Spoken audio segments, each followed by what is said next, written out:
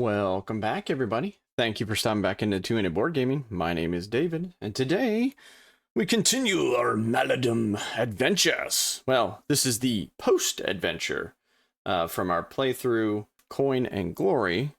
And so this is the next phase. After you've completed your mission, you have to go through the after-game steps. So quickly, we'll go over the after game. So at the end of the quest, you want to reset the game for the next time. If you tend to play a rescue mission, do that first before changing or tidying away any components. So otherwise, then you're going to return all loose items, unclaimed large tokens, and key items to their supply. Basically, anything that we had drawn for the particular quest that we were on, if it didn't get picked up or taken out of a chest, crate, or sarcophagus, or wherever they were located, they're going to get returned to their original bag. So whether they're rare items, uncommon, or common, they'll go back to there. Yeah, so if playing a campaign, return all the items held in searchable terrain to the pouch. Yep, remove all status counters from the adventurer that escape the gaming area. Do not tidy away your character boards just yet. That's right, because we have not done that yet. And we've got our character boards right up here.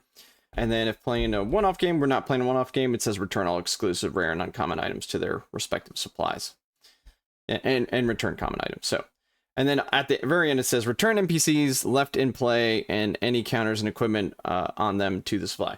And just so you know, I have collected all of the items for that were a part of those NPCs and inside all those treasure chests and crates. And we're going to go ahead and put those back. These are the uncommon ones. I'm sorry, these are the common ones. They're going to go back into the main Maladum common item bag here, or treasure bag, or goodie bag. And so then we'll take the rest, which we have some of the, as I drop it on the floor, we have what was left of the uncommon items, and we'll return these to our uncommon bag. And then at the end, we will return that one rare item, which would have been nice to get, because it's pretty fantastic. Look at this bad boy. It is what is this thing? Kraken's Doom, man, and it is pricey. So 35. I don't think you can see that. 35 if you bought it straight out, or 20 if you sell it. Yeah, so that was the rare one that we didn't find. Although we might have been able to get it had we just continued to plod our way all the way through, because this was in the alchemist chamber that was hidden. So all right, so we've collected all the tokens, we replaced them, and then so we're done with the after the game part. However, now we're going to go over to the sort of the post quest steps, or the post quest phase. So all right, so, and as you see, we're playing the campaign. So the post-game sequence will include the escape, the advancement, the market, and the rest phases.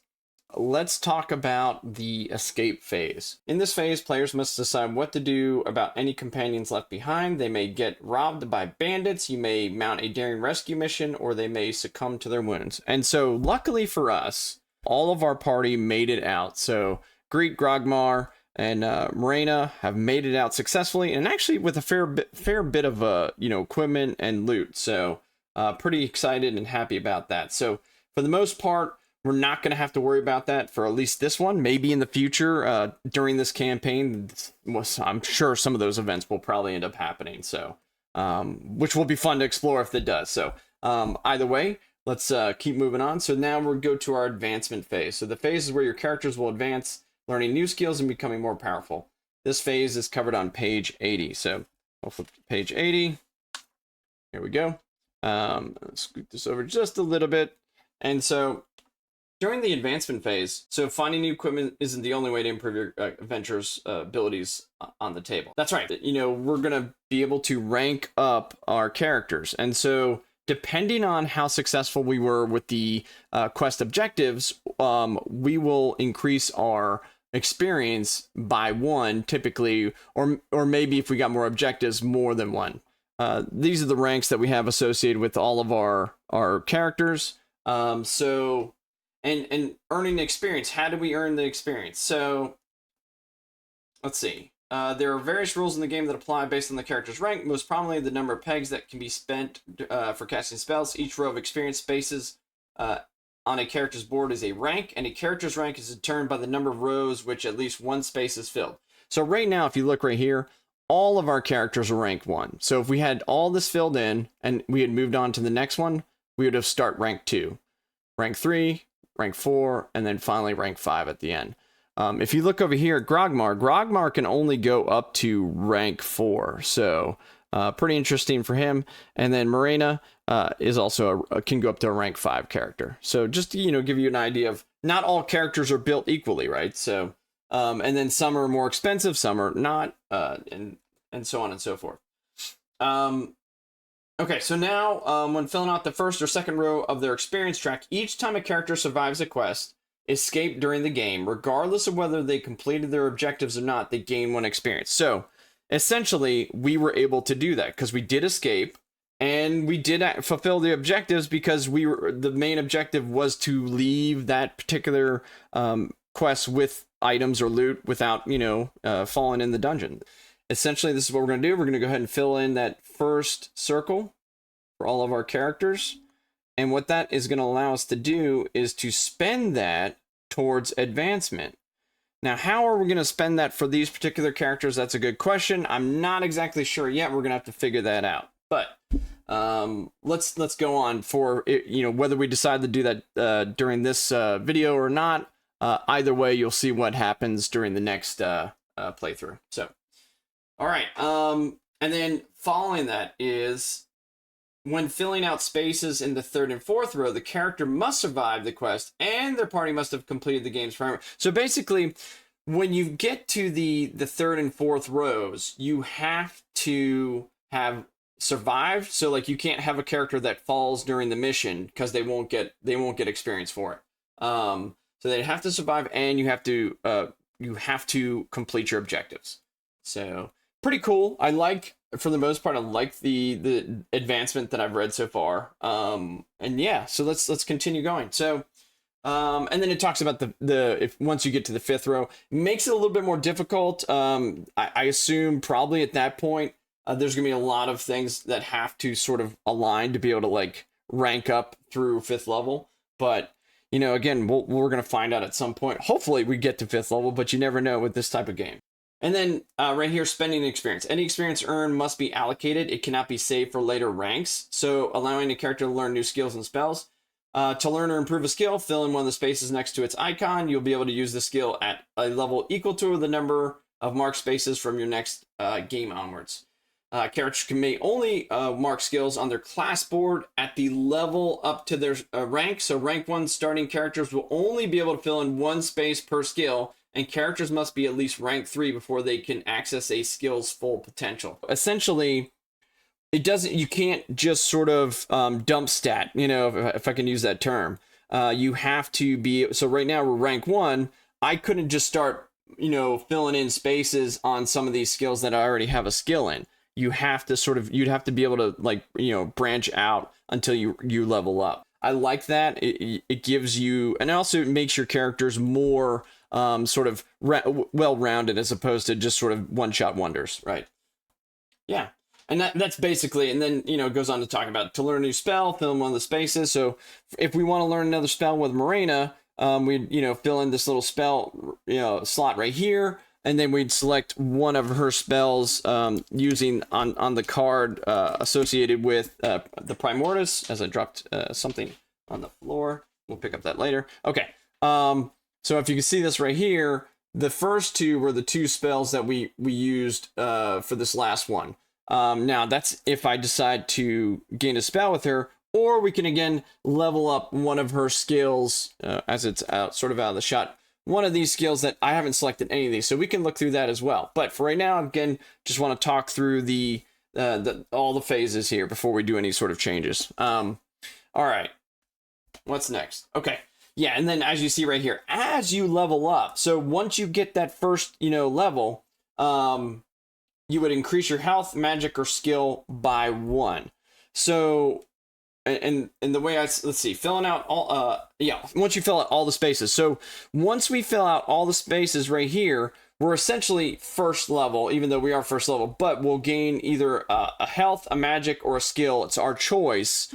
And then each level will also give you some advancement opportunities. So second level, increase health, magic, or skill.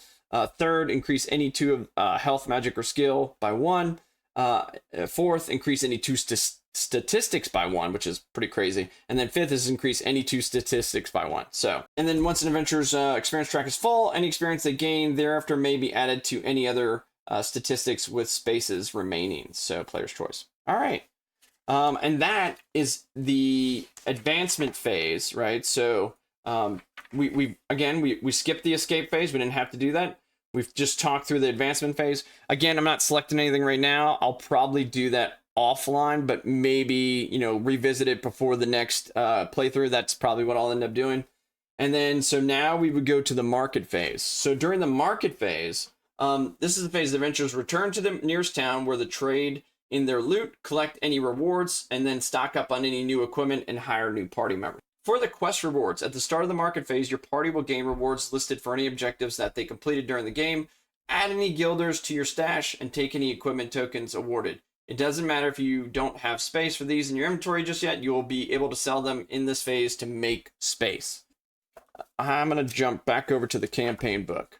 And this is of Coin and Glory, right? So the objectives here, let's see, quest rewards. The only section I see, let's see. This one didn't have any quest rewards that I can see here. We did this, so we basically are going to get experience because we completed this. And then the secondary objective was, if we had found objective 7 or 8 in the market phase after the game, each token found can be discarded to gain 1 renown, and then broken tokens are worthless. We're not going to end up gaining any renown for this for the of Coin and Glory because we essentially didn't find those 2 objectives, and we didn't have them with us. So yeah, so there's no rewards there other than the equipment and items that we were able to take out of the dungeon.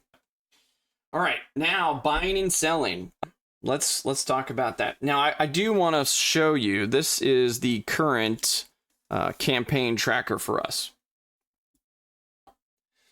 Right here where it says stash, that is 7 gilder. Now, originally from the 350 gilder I spent and outfitted these characters with, I only had 3. However, it was pointed out to me in the comments, I was using the sort of the shot or the bullets here for the sling when I didn't really require it. So this was something that I had originally bought. I just went ahead and took it off because and took the full value because, again, it's not something that I would have bought had I known I didn't need it. In essence, I added 4 more back to the stash, so that's where that came from. Now, again, you would also fill out your renown through here. And then there's a location here if you want to store equipment that you don't want to go on your next adventure with, right? So it gives you, it's limited, right? So like this pops out, and then whatever equipment that you'd want to put in there, you just slide it as long as it fills this part, or you can't go over. And then if you stay in a inn, there's another section here called secure storage. So you can increase that if you stay in an inn. Not if you stay out in the wilderness, but if you stay in an inn, you can definitely get more space to store items that you want to bring with you. So that's a mouthful. Jesus. Okay. All right, let's go. Okay, so buying and selling. Once you've collected your rewards, you can start trading items. So you can start trading. Items are bought and sold using the game's currencies, guilders. The cost of buying and selling items is shown on the back of the token as detailed on page 15. As you can see, the number 1 is what you pay for, right? That's if I buy it straight from the merchants. The number 2 is what I'm going to be able to get back when I sell to the merchants, or, we find items and we're able to sell back. Let's talk about what we came out of the dungeon with. So actually some pretty good stuff. And I've sort of done a little bit of the sort of the work ahead, but we'll talk through what that's going to look like. So for greed. So these are the items that Greet ended up taking out of the dungeon. Some of these I started with, which was the sling and the sort of the dagger. I found the spear. I found the short sword. All right, I started with an apple, and I found the shovel, and then this mushroom here. Now, what I've decided I'm going to do is I'm going to get rid of the sling. If I can grab it. So I'm going to get rid of the sling. I'm going to sell it. That's what so I'm going to sell the sling. So I'm going to flip that over. Sling's worth 2. I'm going to get rid of, what else was I going to get rid of? Yep. I'm going to get rid of the dagger. And that's going to get us 1. And then I'm going to get rid of the shovel. And that is going to get us 3. So for a total of 6 gilder. So we're gonna claim 6 gilder. We're gonna sell these items to the merchant, and then we're gonna put that back into our token bag. Those are all uncommon items. And then next, we're going to keep the short sword, the spear, and the apple. Right? You can't sell the apples. You gotta consume them. This right here is a mushroom, but what this allows, what this will allow a character to do is to recover if they're doing a recovery action, they can recover an extra magic. So this item will be traded to Moranna. So I'm just going to set that aside for now, but Moranna will be getting that. So now Greet is sort of, I mean, Greet has gotten rid of all the items that she wants to get rid of. And so we'll just put her back here in the party. And I think that's okay. I don't mind, I'd probably rather get rid of another weapon, but I'm going to keep that short sword and spear because the spear is for ranged. If I throw it, and then the short sword will be, until I pick up the spear, I use the short sword. All right, now let's go to Grogmar. Now, Grogmar came out with some cool stuff. Let me tell you. Grogmar ended up with this really cool axe here, and hopefully you can see that. This thing is pretty vicious. So this is called, if I can read it, Lowick's Axe. So if I bought this, that'd be 32 gilder. However, and if I sold it, it'd be worth 18. I'm keeping this thing right now. And just to go over some of the things going on here. So it's going to roll 3 dice. It's a pretty scary weapon. So you roll the 2.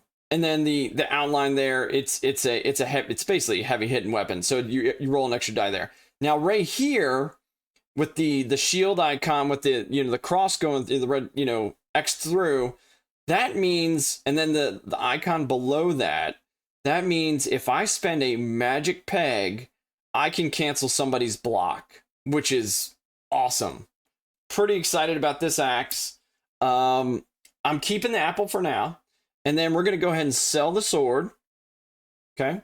Sword is worth 5 if we sell it. The scythe. The scythe is, if we bought it, it'd be worth 15.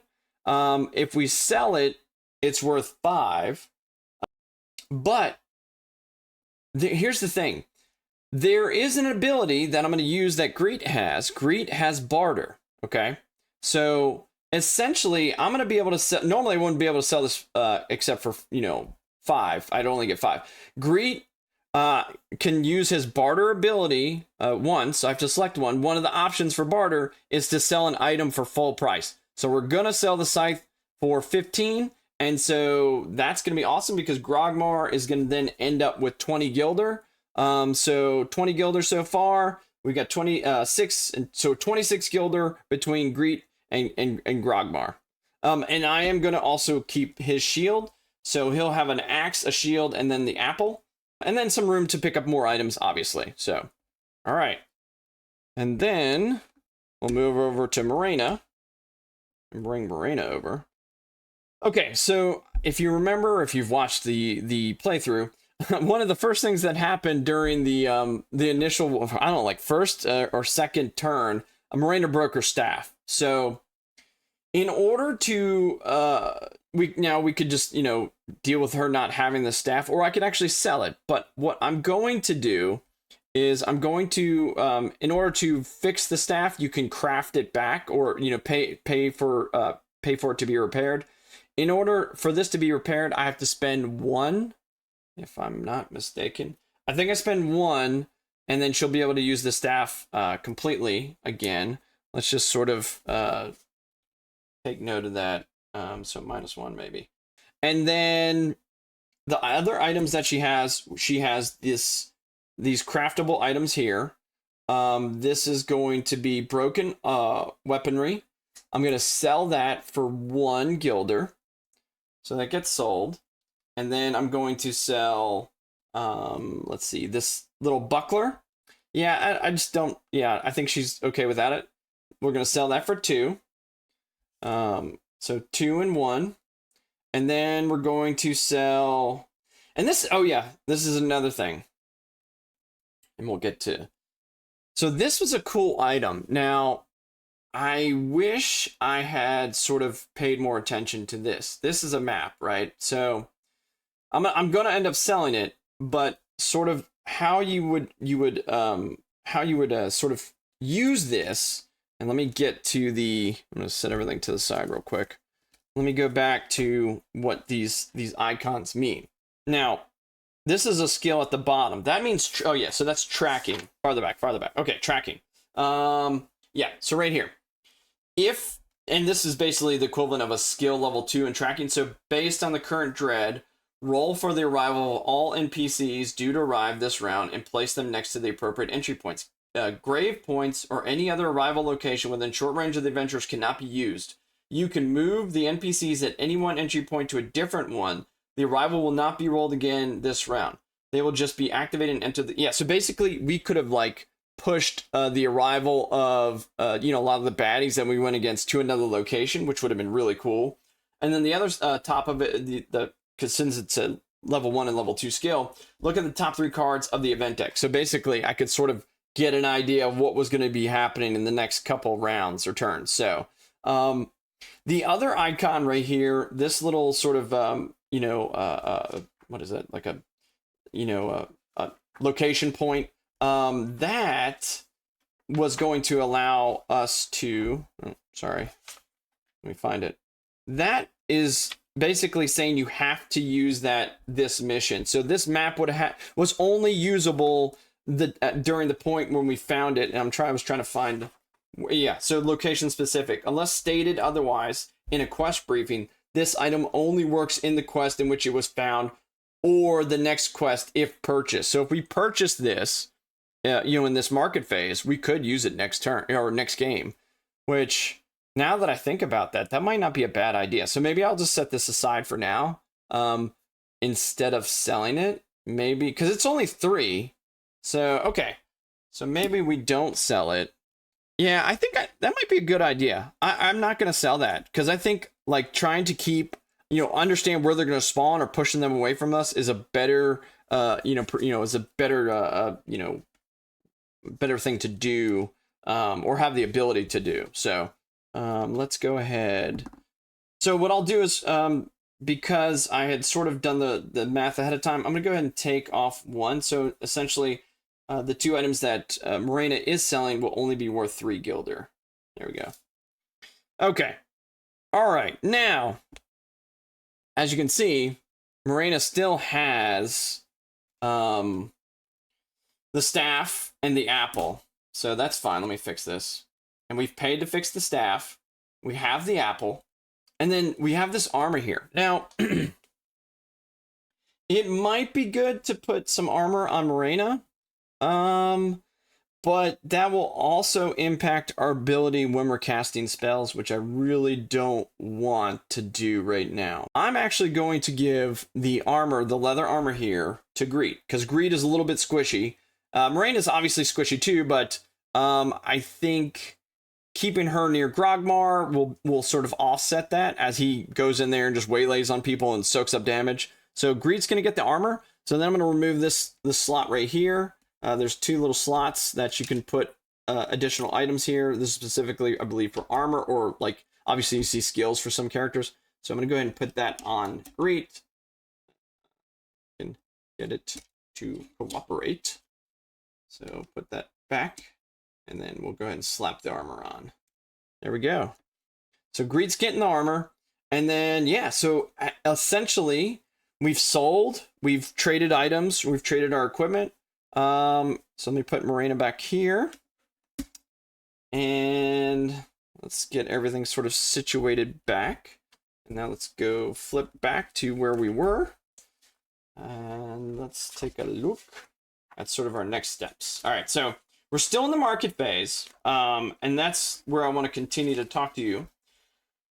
We haven't bought anything yet. Now we're debating the map. And before we do any of that, let's sort of get a total of the gilder that we have so that we sort of know how much we can spend. We ended up with 6. Grogmar, we ended up with 20. And then Moranna, we're going to only have 3 now.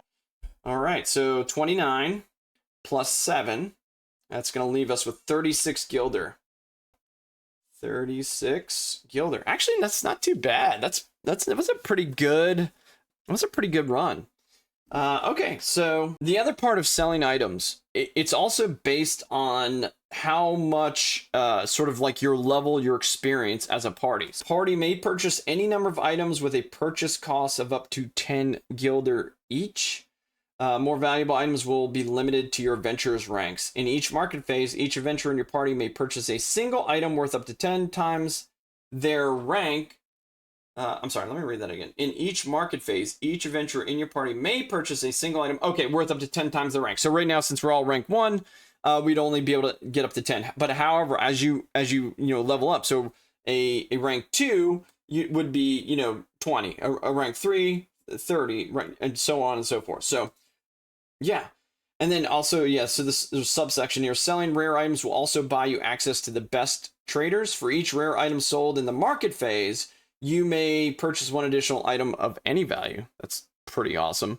I didn't sell any rare items. We sold an uncommon item, the scythe.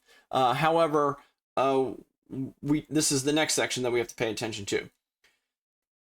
Rare items. One-of-a-kind ancient relics aren't the sort of thing shops keep in stock, so you can't freely purchase rare items. In each market phase, which we're currently in, each party may draw a single rare item at random from the supply. Now it says party. If you're playing with multiple people, you can potentially, again, you would have multiple parties. So if you're playing a multiplayer game, every person, well, if you play that way, you have like multiple parties, or if you're just all playing on the same, like if we're just running these 3 characters with 3 people and we each have a character, then we're still only going to draw 1 rare item. But that's what's going to happen. Draw a single rare item at random from the supply. That is the only rare item available for that player to purchase this time. The limits on purchasing valuable items above apply as normal. So basically, if I pull a rare item, here's the rare item bag that I've got. If I pull a rare item out of here that's more than 10, I'm not going to be able to purchase it. But let's go ahead. I'm not looking. Promise. I promise I'm not looking. But I'm just going to randomly, stick my fingers in here and see what I come out with. And hopefully it's something if it's cool and, worth it, then we can afford it, right? So, all right. So what did we get?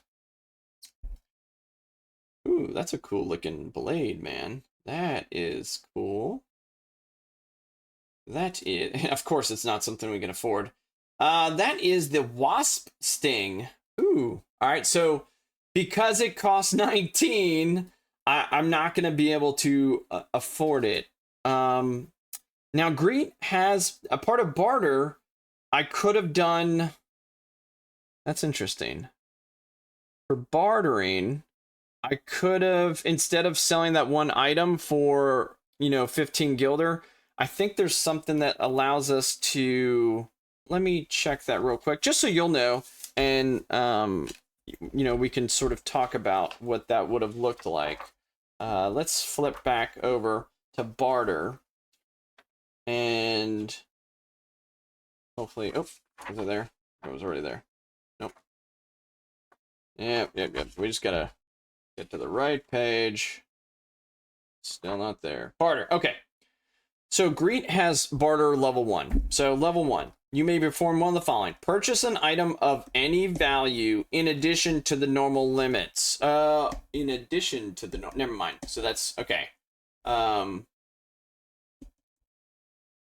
Okay. Draw an additional rare item from the supply. This will now be, so I could have, draw additional item. But what we ended up doing was selling 1 item for its buy value to a maximum of 10 times your rank. Oh, well, that stinks. Okay, so basically what that tells me is that we have to subtract 5 from that. Yeah, so we only got 10, but it was still 5 more for the scythe. So that's fine. We don't want to cheat, right? That's not what we were about. We're about trying to follow the rules. So that's going to put us... Well, that's good that we looked that up, right? So that's going to put us at only 31 Gilder instead of 36. Okay. All right, well, now we know. And then we also know that, unfortunately, we're not going to be able to use this wasp sting. So that will go back into the rare items. And so we'll place that back in there. And let's then flip back. Okay. Okay. The next part. Okay. This is the sort of the after we've sort of gone through the valuables, after we've just looked for rare items, we've sold things. Oh yeah, sorry. Are we going to? The question is, are we going to? You know what? Let's go ahead and buy this map. Let's try and use this for. So we'll spend the 3. We'll go ahead and spend the 3. That'll put us to 28. Okay. And then we'll go ahead and give Moranna the map. Okay, cool. There we go. And so there we are. We've got 28 left. All right, okay. Hiring adventures. This is the second half. This is where we can actually find, folks that to build our party up. Now, I have a feeling we're not going to be able to afford someone right now. But let's at least talk through this so that you'll understand, what that means. So, hiring adventures. Okay, each player should take all the unused adventure boards from the collection, shuffle them, and draw the top 3, or fewer if you don't have 3. Then do the same with any unused class boards, assigning 1 to each adventure at random. All right, so that's what we're going to do. And what did I do? What did I do with all that stuff is the question. I think I set it aside. I found them! All right, so this is, I'm not looking. Promise I'm not looking. Okay, so I'm just randomly flipping through the stack of characters, these potential adventurers that might want to join our party. That is, of course, if we can afford them. Lord, that's probably not going to be the case. So, but, as we start to, build upon our guilders, gain more guilder, go on more quests, we'll be able to, or potentially convince if we come across an NPC during one of the dungeon dives, then we have the potential to persuade them to join the party. So that is another option. So, all right, here we go. Who's the first one going to be? Survey says. Ooh, all right. We have Callan. All right. So Callan, base of 54 guilder. Okay. We have Callan. Sorry, I'm not looking. All right. Oh, guess what? Sirio, back again. 64 Gilder. And then, last but not least, we have Braum. That is so weird. Okay, so those are the 2 guys that showed up in the last, our last encounter, our last playthrough. So, yeah. All right, now I'm grabbing the classes, and I'm going to randomly assign classes to these 3 fellows as I drop things on the floor. Let me pick that up as I squash it with my chair. Okay, so not looking. Just gonna grant. All right, so Callan. Ooh, okay, so he would be a Eudaemon. Is that a Eudaemon? I think it's a Eudaemon. Oh, they're double-sided too, or a blacksmith. Oh, okay. You know what? We'll do that. I think that's kind of cool. Like we'll take whatever choice. We'll do a flip. Yeah. So. Callan the blacksmith. All right. And then what is Sirio gonna be again? Let's see. So, ooh, an assassin or a curator. Oh, a curator or curator? I think it's curator. An assassin. Ooh, I think Sirio as an assassin sounds pretty cool. I haven't really looked a lot on the. All right. So, well, we were just deciding. Okay, assassin it is.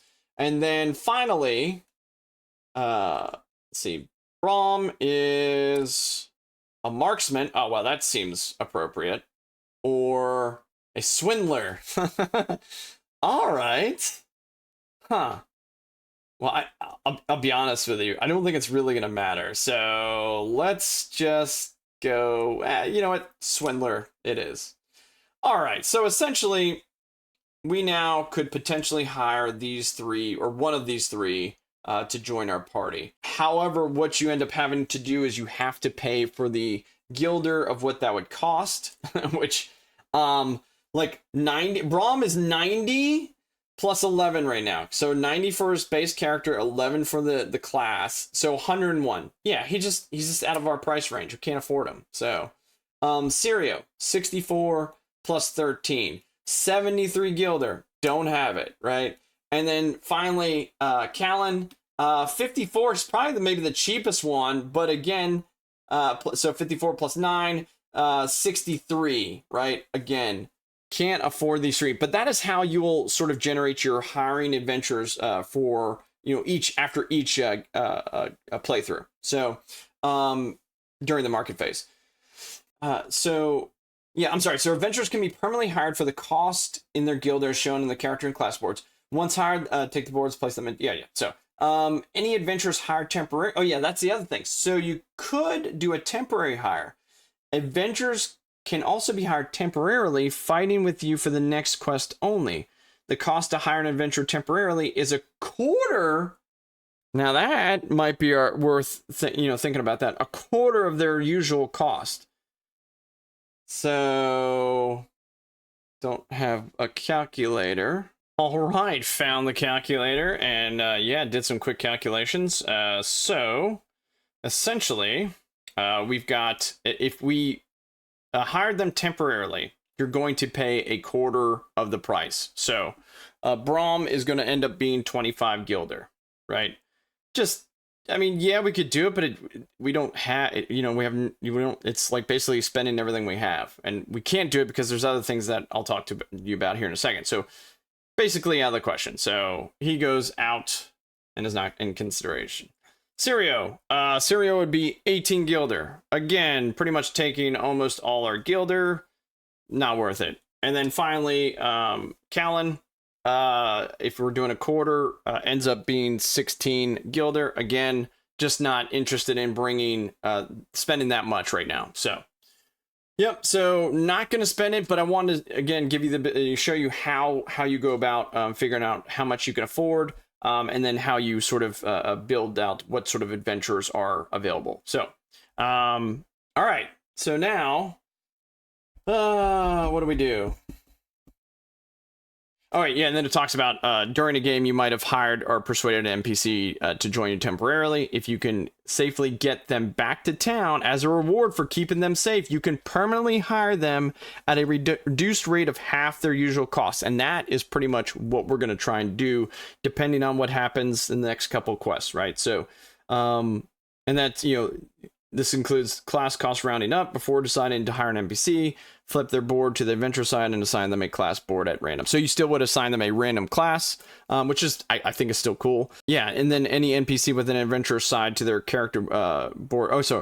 And any NPC with an adventurer side to their character board can be hired as in this way. So, and this only applies to NPCs persuaded to join your party during the game. So not NPCs that were just persuaded to move off the gaming area. So either way, we're gonna have to do some persuasion, right? So, all right. Now we get to the part where it's party upkeep. So, essentially, our adventurers have survived the quest, and we gotta pay them, right? They're not gonna just stick around because these are essentially mercenaries. I mean, they're here to get paid. They're here to adventure, but they got families to feed, right? So, all right, so all adventurers in your party require a payment of 1 Gilder per rank. So since we are all rank 1, that's going to cost us 3 Gilder. So we'll go ahead and subtract 3. That brings us down to 25, right? And then, let's see. And then if they took part in the most recent, so basically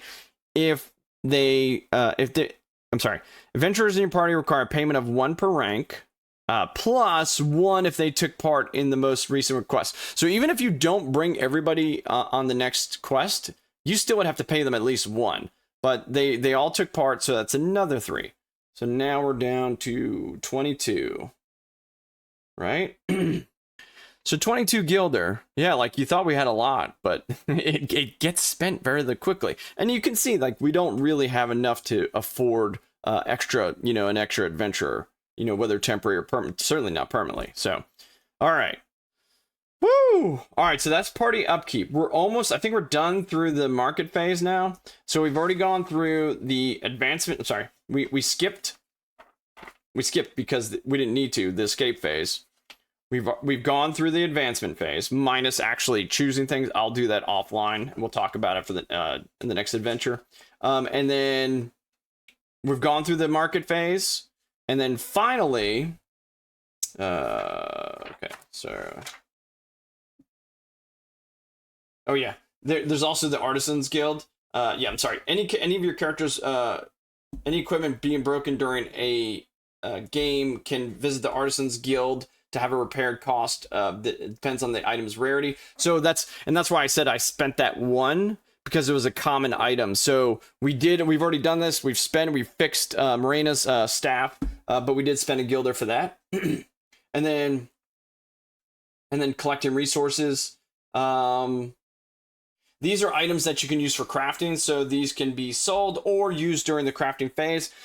Once we get sort of established, we'll talk more about this, but just know that this is a part of the game. And then finally, we get to the rest phase. All right, now this is the part where you're gonna have to decide on, because right now we only have 22 Gilder. Do we chance? Because there's two options here. We pay to stay in the inn, which will end up costing us 2 Gilder per adventurer, or we take our chances out in the wilderness, which I'll be quite honest with you, I'm not ready to take chances yet, because we're so sort of, we're basically noobs. I mean, we're, we don't want to set ourselves back and getting penalized by staying out in the wilderness, depending on what we roll, might not be the best thing to start out with going into our next adventure here. So I'm going to choose for our party to stay in the inn. So, and then we'll talk about that. So if you choose to pay for a room in the inn, you must pay 2 Gilder per adventure from your stash. And man, our stash is really diminishing. So we are now down 22. We're down to 16, but that's 16 more than we had going into the last one. So we'll take it. But the cool thing is now we get to roll to see what sort of maybe random event could happen. So there are some benefits here to, staying in the inn. So that's, yes, we're paying, but there could be some rewards. So, all right. Oh, and then here's the section. Punch out the secure storage space on the base camp board. The room will provide you with safe space to store your valuables until the next rest phase. And yeah, so for right now, we're not going, so we take this out right here. And so, let me read that again. Until the next rest phase. Oh yeah, so if you just want to store extra items that we don't want to take with us. So if we wanted to, which I think we're okay. Yeah, I think I'm going to go ahead. Yeah, no, this is fine. We're going to go ahead and take what we've established for our next adventure. I'm okay with that. And then let's talk about, now we're going to go ahead and roll. Okay, here we go. I have no idea. We're going to see what happens. Hopefully it's something good. Hopefully not something terrible. All right, we got a 2. Okay. 2 is a quiet night. Choose 1. You decide to get some rest and feel refreshed after a good night's sleep. All of your adventurers start their next game blessed. Nice. I like that. Or you find some time to get some training in. A random rank 1 party member gains 1 experience. Huh. You know what?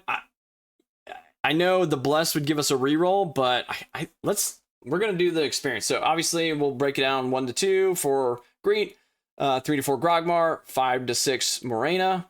And it looks like it's a 6. So Moranna grabs another skill. I'm sorry. Let's read that. Yeah. Gains 1 experience. Sorry. Gains it. So Moranna now has 2 experience. Awesome. Heck yeah. Woo. All right. That's yeah. And that for the most part, and that is the rest phase. Let's the next day. You should make a note of any ongoing effects on your base camp board as a reminder for your next game. Otherwise, adventurers will start the next game with their pegs fully restored. Any adventurers that suffer adverse effects may choose not to take part in the next quest. And then before embarking on the next quest, you may freely swap equipment between the adventurers' inventories, armor slots, and the storage on your base camp board. There you go. Whew. And there you have it. So we have taken you, right? The royal we. I have taken you through what happens post game. We had the end of game, end of game after the game impact or effects. So we went through that, and then we go. Then we would jump to our post game sequence. We went to the escape. Didn't have to do it. We did our advancement, which we love. We gained skill, experience points, and then market phase. We sold equipment. We had the potential. We did buy some stuff, not only the map. And then, you also then have the potential to gain new party members. We did not. And then we went to the rest, which we decided to sleep in the inn. And I think that was a good choice. And so, yeah, there we are. That is the post-game sequence for after you complete a quest in Maladum. Pretty cool, right? Pretty exciting. I mean, I hope you sort of have a better idea now of, and I certainly do, of what that looks like. And feels like, and it sort of gets you excited to see what happens next, because you're hoping that, you can sort of go to this next quest and sort of really, you're successful at it, and you're getting a bunch of gear and equipment out. Honestly, I want to meet an NPC. We gotta sort of work on, I want to build this to our 4th party member. And I think that's really going to be cool once we end up getting that. So tell me what you think. Are you excited for Maladum? Are you playing Maladum? Is this a game for you? I mean, you can see that it's a lot to it, but I think it's pretty rewarding, honestly. If you're a solo player, man, this game hits so many, it hits so many notches for me. Now I've got, I'm going to introduce this to a couple of friends, and I'm actually pretty excited. I think we're going to start out just playing obviously not this group, but we're going to play through, a group of 3 characters, each of us controlling a character. But if I get them interested enough, I want to bring them back so that we can have, sort of multi-party, campaign, potentially campaign, but like at least a one shot, where we have party members going in there and see if we can, backstab each other, or, maybe we cooperate and try and get the objectives and just see who sort of makes it out with the most loot. But no, I think it's super fun. I'm really stoked for this game. I can't wait to do my next gameplay. I certainly will. Let me know in the comments, any questions, anything that comes up. If I did something wrong here, if you thought, obviously I will continue to make mistakes. I think I did everything fairly well. If for the next playthrough, we'll talk about some of the things that I selected using the experience. I need time to look through that and decide where we're going to go with it. So, but yeah, that's a post-game sequence for Maladum during the campaign, if you're deciding to play a campaign. If this is the content you want to continue to see, let me know. I do have more content with Maladum obviously planned, and then many other games going forward. But please like and subscribe if you're so inclined. I certainly appreciate it. Help the channel grow, keeps me inspired to do more content. Anyway, my name's David. This is 2-Handed Board Gaming, and I hope you have a wonderful, wonderful day.